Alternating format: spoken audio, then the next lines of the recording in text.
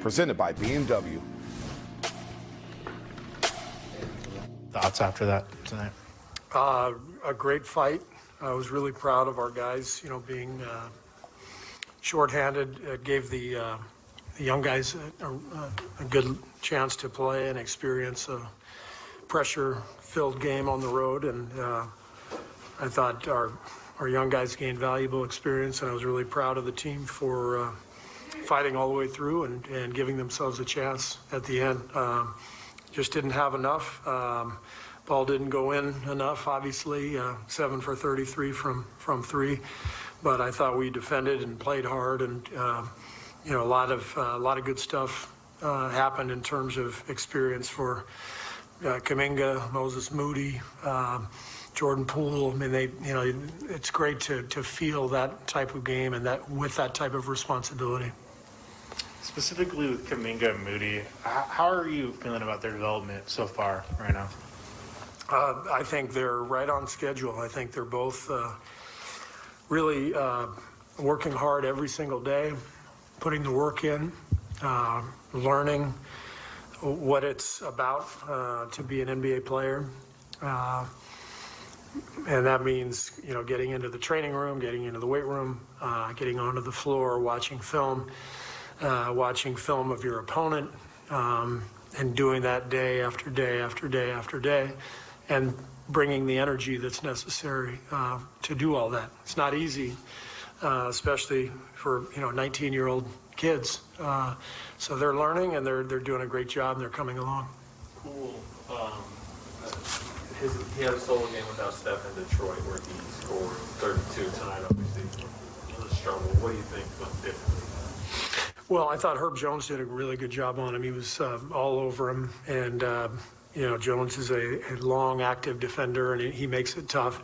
I thought Jordan forced things a little bit. I thought there were times where he could have just made simple plays, but I think he was anxious to try to make up for the lack of scoring in the backcourt with Steph out.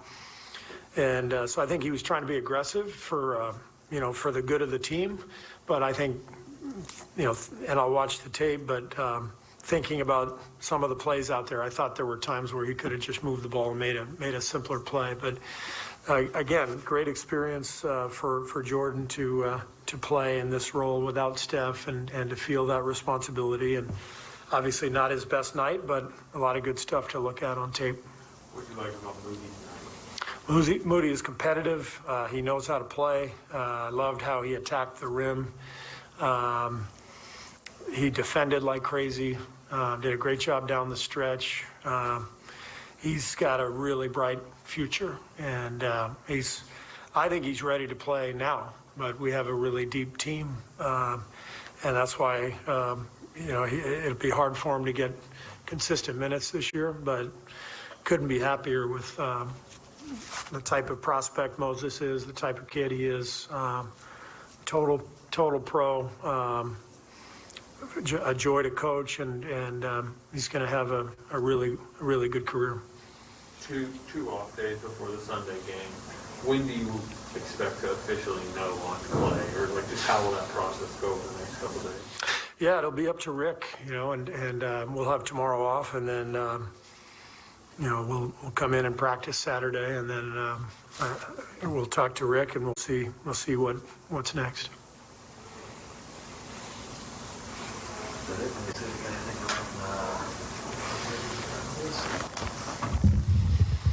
A couple on Zoom. Let's go ahead. Kendra Andrews.